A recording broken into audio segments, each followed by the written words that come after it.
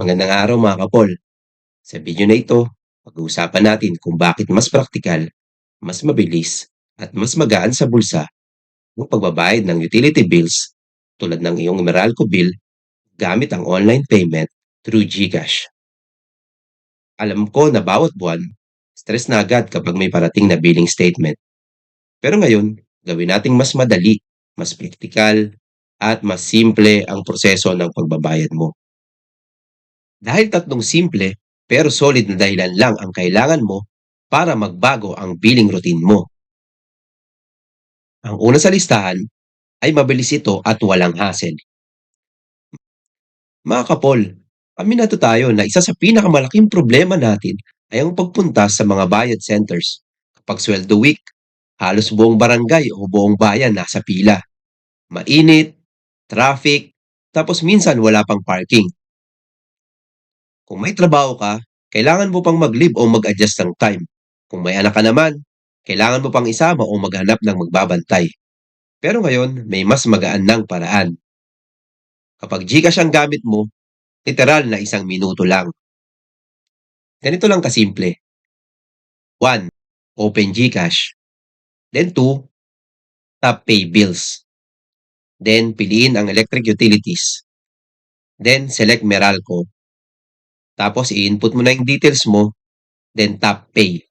At pagtapos nun, tapos na. Ganun lang kasimple. Wala kang pila, wala kang biyahe, wala kang inis, wala kang stress. At ang pinakamaganda dito, kahit anong oras pwede ka magbayad. Kung gising ka ng 11 p.m., syempre, pwedeng-pwede. Nasa biyahe ka pa uwi, pwedeng-pwede rin. Sunday o holiday, walang problema. Kaya kung isa ka sa mga taong ayaw nang magsayang ng oras, ito na ang pinakamadaling paraan para maging hassle-free ang buwan-buwan mong payments. Ang ikalawa, safe at may real-time confirmation. Ito naman ang isa sa pinakamalaking dahilan kung bakit worth it ang online payment. Of course, ang safety. Hindi mo na kailangan magdala ng cash. Hindi mo na rin kailangan magbitbit sa bulsa mo ng mga bills or pambayad mo sa kuryente. Hindi mo na rin kailangan mag-worry kung may mga masamang tao sa paligid mo habang nasa pila ka. At hindi mo na kailangan mag-alala kung nawala ang resibo mo. Sa GCash, secured ang transactions mo. Meron itong OTP at PIN protection, instant digital receipt, confirmation message, at mabilis ang posting kay Meralco. Meaning, real-time mong malalaman na successful ang payment mo. Di ka magtataka kung posted na ba o hindi. At ang pinaka-importante, hindi ka kakabahan na baka maputulan ka bukas dahil late ang payment posting. Kaya kung safety at peace of mind ang hinahanap mo, nako, dito panalong-panalo ka sa GCash. At ang ikatlo, mas organize ang budget at ang bills history mo. Isa pa ito sa mga underrated pero useful na features. Kapag online ang payment mo, lahat ng transactions, syempre naka-record yan. Hindi na nawawala ang papel na resibo, hindi mo na kailangang maghanap sa folder, at hindi mo na kailangang magtago ng resibo sa wallet. Sa GCash, pwede mo makita ang mga ito. Kung gaano kalaki ang monthly consumption mo, kailan ka huling nagbayad, magkano ang total expenses mo sa utilities, at pwede mong itrack ang pagbabago ng bill mo buwan-buwan. Napaka-perfect nito sa budgeting. Kung nagtitipid ka o gusto mong i-analyze yung mga gastos mo sa utilities, o kung nagpa-practice ka ng frugality, malaking tulong ang digital records. At dahil papasok na ang bagong taon, magandang simulan mo yung 2026 mo na maayos ang budget at financial tracking mo.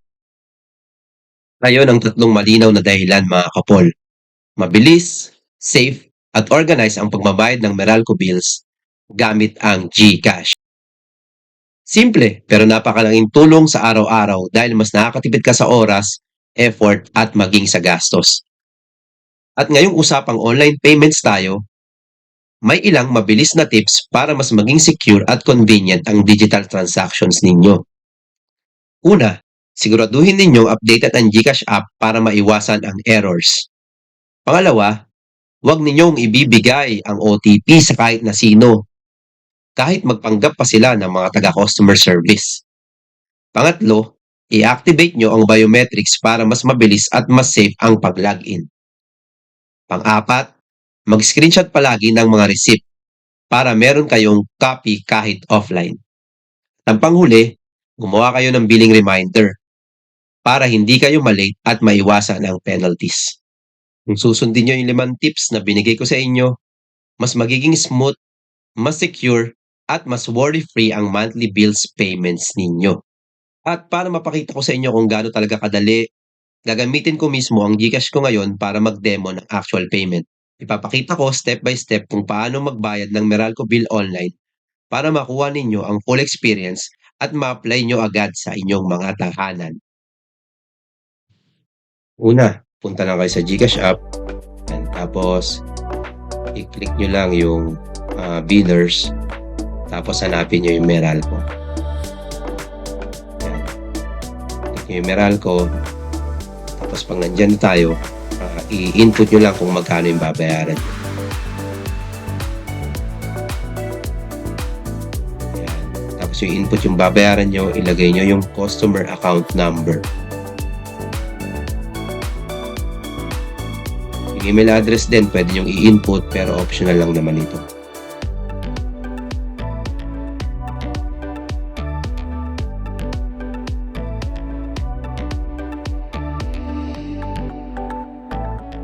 Yan, after nyo input yung email address, check nyo po na yung mga details nyo kung tama.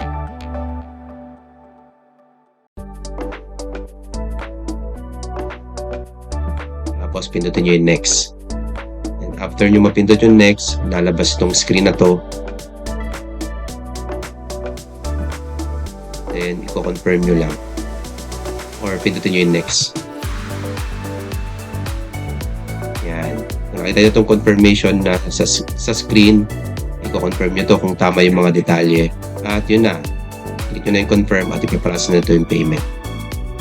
At may makikita po kayo dyan after nyo i-click yung confirmation na na-process na po yung payment. Ganun lang po kasimple. Kung nakatulong ang video ito sa inyo, i-like at i-share nyo ito sa mga taong mahal nyo sa buhay o yung sa mga taong gusto nyo maging practical at digitally savvy. At kung gusto nyo pa ng mga ganitong online payment tips, simple living content, frugality, at financial literacy videos, mag-subscribe na kayo dito sa aking channel.